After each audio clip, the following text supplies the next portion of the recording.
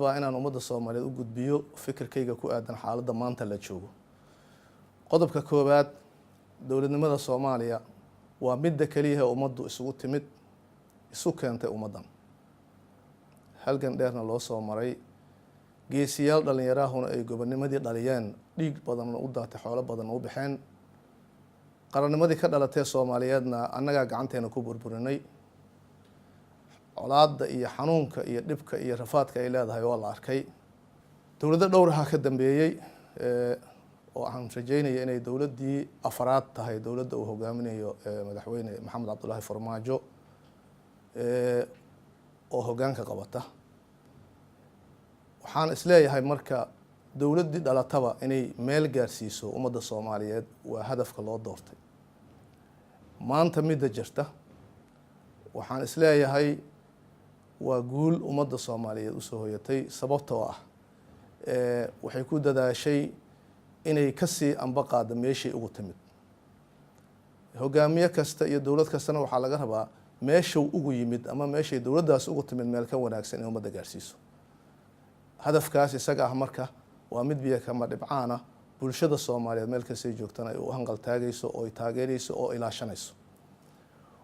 waxaan arkaa ka siyaasi ahaan in dowladdan curdunka ah lagu bilaabay markii la dhisaba jilaafooyin iyo in loo dhigo qodxa iyo masaamiir si ayna hor ugu socon.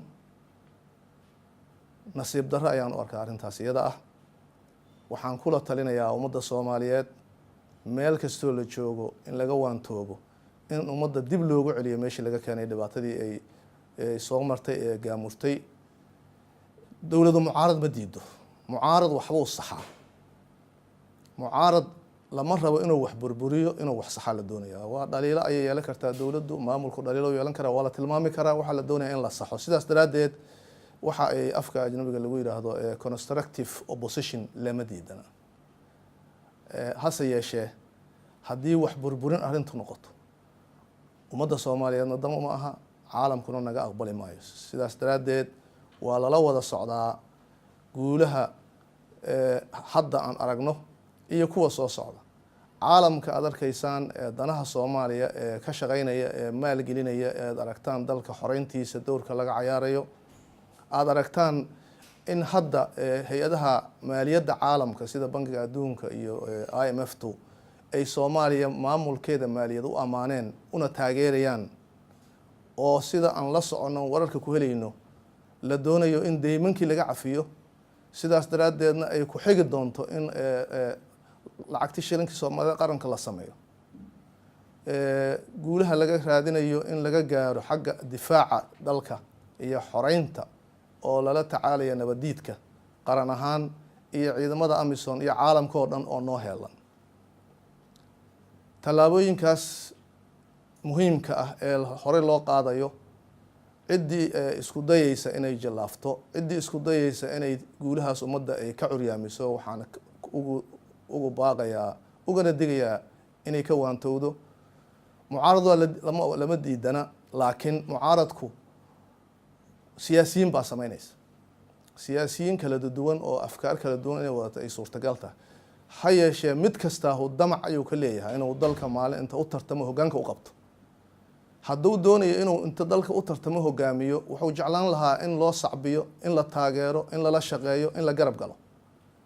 siduu ku gaari karaa hadafkaas marka haddii isagu doonayo dowladda dhisanaya madaxda hadda jirta inuu jilaafo oo lugta qabto oo ayna tallaab qaadin? ummadda Soomaaliyeed xataa u dulqaadamayso. ka oday ahaan Soomaaliyeed, ka siyaasi ahaan, ka aqoon-yahan ahaan waayo araga waxaan ka digaya arrimahaas oo kale inay arrimaha Soomaaliyeed ay curyaamiyaan. qodobka kale aan rabo inaan taabto oo muhiimka ah waxa weeye caasimadda Soomaaliya berigay caasimad noqotay oo qaran Soomaaliyeed inay gogol u noqoto ilaahay qadaray. macnaheedu wuxuu ahaa welinayahay in ummadda Soomaaliyeed u simanta. odayaashii ama bulsho deegaankii loogu yimid halka dushooda caasimadda in laga dhigo ogolaaday ma noola. awooyaal iyo kuwa kasii da'weyn waayo oo la xuso. ma dhihin caasimadda la kala leeyahay, kama dardaarmin, muwaadiniin waxbaratay oo dowladnimo u taaganna in fikirkooda uu kusoo dhici karo caasimadda la kala leeyahay anigu nasiib darran u arkaa. siyaasiyiin fara badanna arkay oo dhowr jeer ku hadaaqaya waa la kala leeyahay iyo marti baa lagu yahay. muqdisho cid marti loo yahayna ma jirto, cid marti ahna ma jirto. waxaan ugu baaqayaa siyaasiyiinta maalmahan dambe ay ugu daran tahay inayna Soomaaliya kala geynin, inayna Soomaaliya kala saarin. nin siyaasi ah rabo inuu maamulka qaranka uu ku yeesho saameyn ku yeesho ama uu raadinayo inuu xil ka qabto qaranka Soomaaliyeed, Soomaalida in la kala diro inuu ka shaqeeyo nasiib darran u arkaa. waxaana rajaynayaa arrimahaas inayna soo noqnoqon, shacbiga Soomaaliyeedna inay arrimahaas ka dhiidhiyaan. midnimada ummadan halka qoys ah, shacbiga Soomaaliyeed inaan la kala geyn, inaan la kala fogeyn.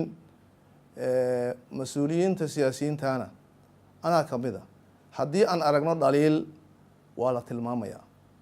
waxaas baa ka xun dowladda, meeshaasay ka khaldan tahay, way dhegeysanayaan. waayo haddayna dhegeysan waxay imaaneysaa in dhibaata noo timaado. sidaas daraaddeed Soomaaliya meel kastoo la joogo, guulaha aan higsanayno iyo sharafka iyo karaamada ummadda Soomaaliyeed ee soo noqday iyo dowladnimada la rabo inay hana qaadee jiilalka mustaqbalka u adeegto, in sida ukun loo ilaaliyaan idinkugu baaqayaa, in sida ukun loo dhowraan idinkugu baaqayaa, inaanay naga jabin. oo dowladda maanta hogaamiyaasha xukuma inay gaarsiiyaan waqtiga muddada loo siiyey ee loo egmaday, inay gaarsiiyaan meeshay shalay joogto meel aada uga fiican.